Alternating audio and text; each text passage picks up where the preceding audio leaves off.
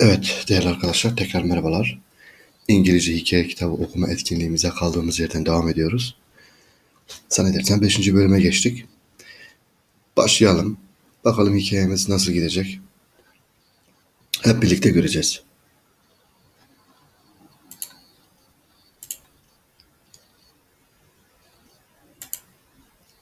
Stay away from the rocks, Carol, Greta Ross told me. They're very dangerous. I will, I said. Evet, burada hemen anlamlandırma yapalım. Stay away from the rocks, Carol. Carol, kayalıklardan uzak dur. Stay, uzak dur. Stay away, uzak dur. Greta Ross told me. Greta Ross bana dedi. They are way dangerous. Onlar çok tehlikeli. I will, I said. Ben de dedim ki evet, tamam. Devam edelim. Sometimes I took my camera to the beach and took photographs of some of the boats that went by. I took photographs of the birds on the cliffs. Evet. Sometimes I took my camera to the beach. Bazen kameramı plaja götürürüm. And took photographs of some of the boats that went by. Geçen gemilerin fotoğraflarını çekerim. Evet. I took photographs of the birds on the cliffs. Aynı zamanda kayalıklarda bulunan kuşların fotoğraflarını çekerim.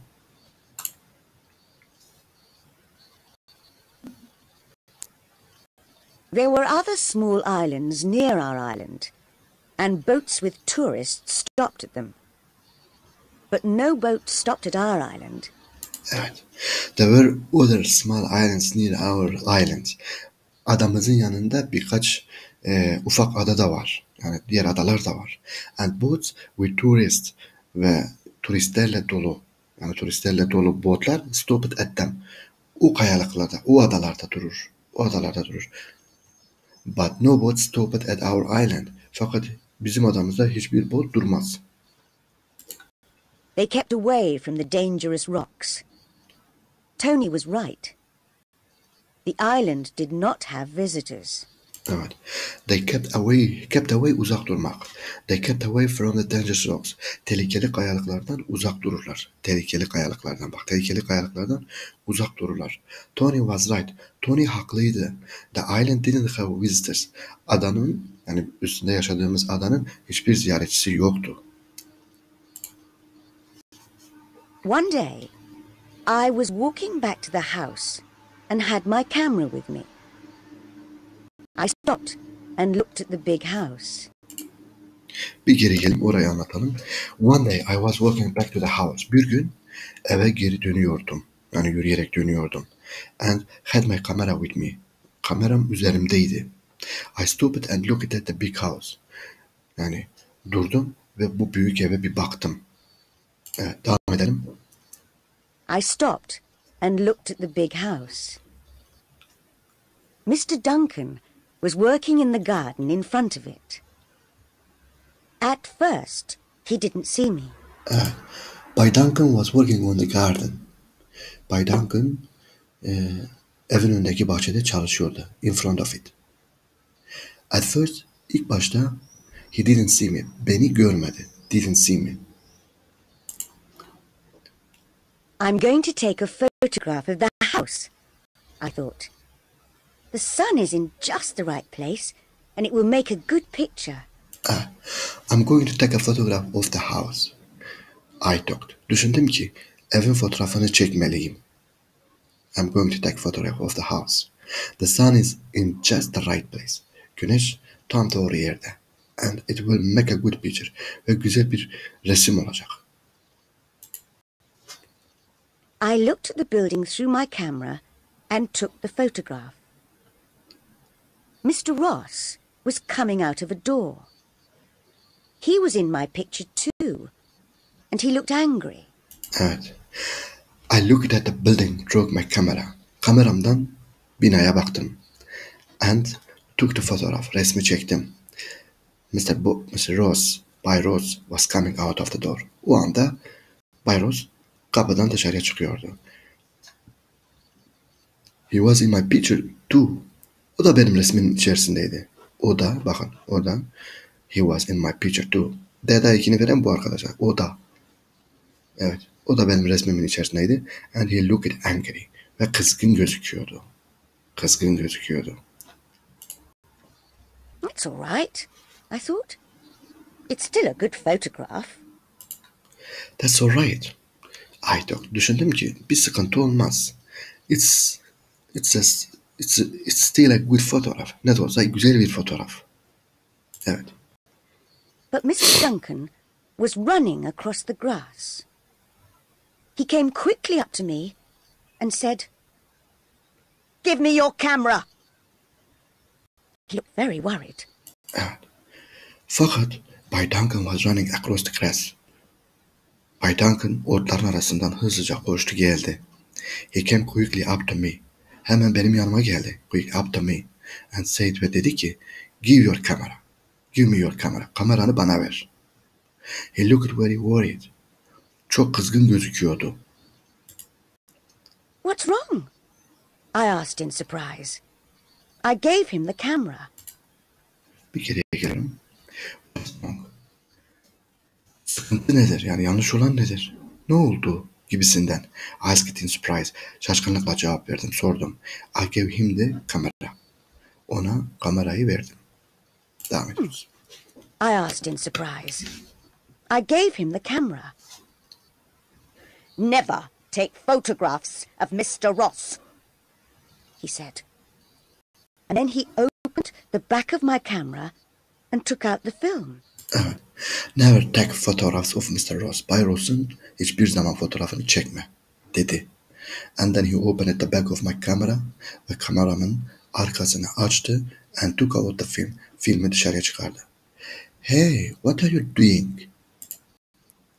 Hey, what are you doing? I said. You'll spoil my film.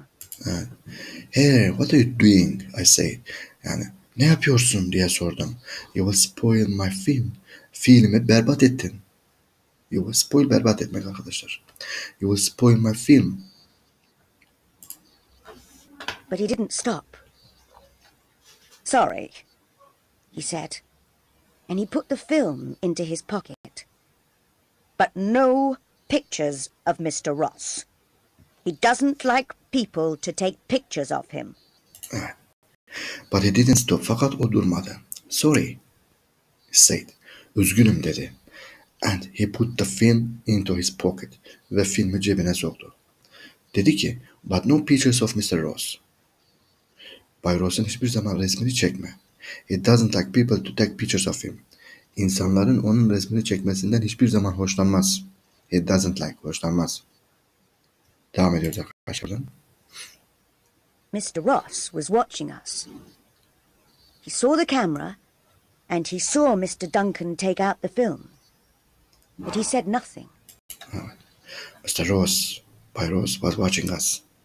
Bay Ross bize bakıyordu. He saw the camera and he saw Mr. Duncan take out of the film. O kamerayı gördü ve aynı zamanda Bay Duncan'ın kameradan filmi çıkardığını da gördü. But he said nothing. Fakat bir şey söylemedi. Then he turned and went back into the house. Sonra dönerek evin içerisine girdi. Later, I told my mother about Mr. Duncan and the camera. He spoiled my film, I said. Evet. Bir kere gelin. Later, sonra I told my mother about. Told tell'in ikinci hali arkadaşlar. I told my mother. Anneme dedim ki Mr. Duncan hakkında. And the kamera hakkında. Yani bunu cümleyi mesela tam anlamlandırırsak. Mesela kamera ve Mr. Duncan hakkında anneme dedim ki daha sonra. He spoiled my film, I said. Yani filmimi berbat etti. Evet, devam et. Camera. He spoiled my film, I said. I don't understand, she said. Why did he do that? I don't know, I said. But there's something strange about Mr. Ross. Annem dedi ki I don't understand. Anlamıyorum. Why did he do that? Neden bunu yaptı? I don't know. Bilmiyorum, I said. Dedim. But there is something strange about Mr. Ross. Fakat Bay Ross'la ilgili ilginç şeyler var. Yani bilmediğimiz bir şeyler var. Evet arkadaşlar, devam ediyoruz. About a week later, I finished work early one day and came back to the house. Evet. Bir hafta sonra, about a week later, hemen hemen bir hafta sonra, I finished work early one day. Bir gün işimi erken bitirdim. Early. Erken bitirdim. And came back to the house. Eve geri döndüm. Eve geri döndüm. My mother was working in her small room next to Mr. Ross's office. Mrs. Duncan was in the kitchen. Greta Ross was painting in her room upstairs. Evet. My mother was working in her small room. Annem Bay Ross'un ofisinin yanında bulunan küçük odada çalışıyordu. My mother was working in her small room next to the Bay Ross, Mr. Ross office. Yani next to, yanında. Bay Ross'un ofisinin yanında küçük odasında çalışıyordu annem. Mrs. Duncan, özür dilerim. Mrs. Duncan, Bayan Duncan was in the kitchen. Bayan Duncan mutfaktaydı. Greta Ross da, yani Bayan Ross da painting in her room upstairs, yukarıdaki odasında resim yapıyordu. I went to my room and began reading a book. I was sitting beside the window. Evet. I went to my room. Odama gittim. And began reading a book. Ve bir kitap okumaya başladım. I was sitting beside the window. Pencerenin yanında oturuyordum. After half an hour, I got tired of reading. I looked out at the rain and the grey sea and the rocks between the trees. After half an hour, yarım saat sonra, I got tired of reading. Okumaktan yorulmuştum. Bakın, I got tired, okumaktan yorulmuştum. I looked out at the rain. Dışarıdaki yağmura baktım. And grey sea, o buğulu, yani kül renginde olan, yani koyu denize baktım. And rocks between the trees. Ağaçların arasındaki kayalıklara baktım. My book isn't very interesting, I thought. I got up and went out of my room. Evet. My book isn't very interesting, I thought. Düşündüm ki kitap, yani benim ilgimi çekecek kadar yeterli değildi. Yani kitabım o kadar ilginç değildi. I got up and went out of my room. Kalktım ve odamın dışına çıktım. I walked along the passage and turned a corner. Then I saw the door at the end of the passage. There was a large plant in a plant pot outside the door. Evet. I walked along the passage and turned a corner. Yani yürüdüm. Bütün mesela geçişleri geçtim. Köşeyi döndüm. Turned a corner. Then I saw the door at the end of the passage. Yani koridorun sonunda diyelim. Koridorun sonunda bir oda gördüm. At the end of the passage. Koridorun sonunda bir oda gördüm. There was a large plant in a plant pot outside the door. Kapının önünde büyük bir saksıda bir ağaç vardı. Yani kapının yanında, saksının içinde büyük bir ağaç vardı. Where does that door go? I thought. Where does that door go? Arkadaşlar, burada bu kapı nereye açılıyor diye düşündüm. Bu kapı nereye açılıyor diye düşündüm. Evet. Haven't seen it before. Şurada mesela I haven't seen it before. Burada present perfect tense var, dikkat ederseniz. Bu da fiilin 3. hali. Hangi fiilin? See, saw, sen, seen, yani görmek fiilinin 3. hali. I haven't seen it before. Yani şu ana kadar görmedim. I remembered the face at the window in my first week on the island. Evet. Hatırlıyorum, adaya ilk geldiğim gün bu pencereden bir yüz görmüştüm. Face. I remember the face. Hatırlıyorum. I remember the face at the window in my first week on the island. Adadaki ilk günümde bu penceredeki yüzü hatırlıyorum. Perhaps it's the door to that room, I thought. Düşündüm ki belki de bu oda o odaya açılıyor. Evet, bu oda o odaya açılıyor. I walked along to the door and turned the handle. The door didn't move. It was locked. I walked along to the door and turned the handle. Yani odaya doğru gittim. Kapısının kolunu yani oynattım, çevirdim. The door didn't move. Kapı hareket etmedi, açılmadı. It was locked. Kapalıydı. Kapalıydı. Yani kapatılmıştı. What are you doing? Said a voice behind me. What are you doing? Ne yapıyorsun? Said a voice behind me. Arkamdan bir ses bana ne yapıyorsun diye söyledi. I turned round quickly and saw Greta Ross. She looked angry. I turned round quickly. Hemen arkamı döndüm. Baktım Greta Ross. Greta Ross'u gördüm. So Greta Ross. She looked angry. Çok kızgın gözüküyordu. That room is private, she said. I'm sorry, I said. I didn't... Stay away from there, she told me. Geri geliyorum. That room is private, she said. O dedi ki bu oda özeldir. Şahsa aittir yani. I'm sorry. Ben de dedim ki I'm sorry. Üzgünüm. I didn't yani istemedim yani istemeden oldu yani. Stay away from there, she told me. Bayan Ross diyor ne demiş? Bayan Ross demiş ki stay away from there. Oradan uzak dur. Oradan uzak dur. Değerli arkadaşlar devam ediyoruz. I didn't... Stay away from there, she told me. I told my mother about the locked door. What's behind it? I said.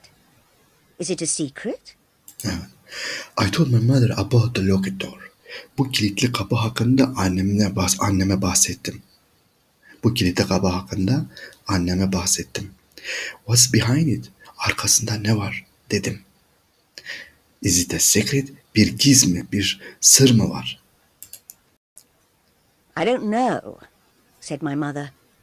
It doesn't matter. Mr. Ross can have locked rooms if he wants them. Annem dedi ki, I don't know, bilmiyorum. Said my mother. Annem dedi ki, it doesn't matter, önemli değil. Mr. Ross, Bay Ross can have locked rooms if he wants them. Bay Ross isterse odaları kapatabilir. Evet, kilitleyebilir. I think he does have secrets, I said. There's something strange about him. There's something strange about this island. Somebody isn't telling us something. Something important. Evet. I think he does have secrets. Yani zannedersem onun bir takım gizleri var, sırları var dedim. There is something strange about him. Yani onun sakladığı bir şeyler var. Gizlediği bir şeyler var. There is something strange about him. Yani arkadaşlar Türkçe'ye böyle anlamlandırılır bu cümle. Yani bence. There is something strange about him. Onun sakladığı bir takım şeyler var. There is something strange about this island. Bu adanın da sakladığı bir takım gizemler var. There is something strange about this island. Somebody isn't telling us something. Kimse bize bir şey söylemiyor. Something important. Bazı şeyler önemli. Yani kimse bize bu takım önemli şeyleri söylemiyor. Gizliyorlar. Gibisinden arkadaşlar. Devam edelim. My mother laughed. Stop playing detective, Carol, she said. Evet. Annem güldü. Dedi ki, stop playing detective, Carol. Carol, dedektifliği bırak, dedektiflik oynama. Dedi. Chapter 4, The Lock... Evet. Chapter 4'da kalalım. Bunu diğer bir videoda işleyelim arkadaşlar. Şu an dördüncü bölüme geçtik. Dördüncü bölümün ismi The Locked Room. Evet, kilitli oda. Bundan sonra devam ediyoruz. Değerli arkadaşlar, geçen derslerde de söylüyorum peki okuma sorularında. Yani bu tür kitapları okumamız için eğer okuyamıyorsak, kelime eksikliğimiz varsa, gramer eksikliğimiz varsa öncesinden bunu gidermemiz lazım. Yani bu kitabı açacağız. Önce mesela sessiz okuyacağız. Yani sesini durduracağız. Sayfa sayfa sözlüğümüzü açacağız, defterimizi açacağız. Kelimelerimizi yazacağız. Ondan sonra kitap okuduğumuza, hazmettiğimize inandıktan sonra bu videoyu izlememiz lazım. Yani sesli izlememiz lazım. Yani en azından ben böyle yapıyorum. Mesela benim yani izlediğim yol böyle. Mesela hangi dilde? Almanca'da mesela. Ben de kitabı açıyorum. Hemen bir de mesela sesli okumuyorum. Önce kendim okuyorum, anlamaya çalışıyorum. Bilmediğim kelimeler varsa bunları çıkartıyorum. Onları araştırıyorum. Kitabı bitiriyorum. Ondan sonra da sesli, bu sefer de mesela sesli okumaya çalışıyorum. Sesli okuduktan sonra da bunu tekrar bitirmiyorum, bir kenara atmıyorum. Tekrar mesela 2 gün sonra tekrar bu kitabı okuyorum.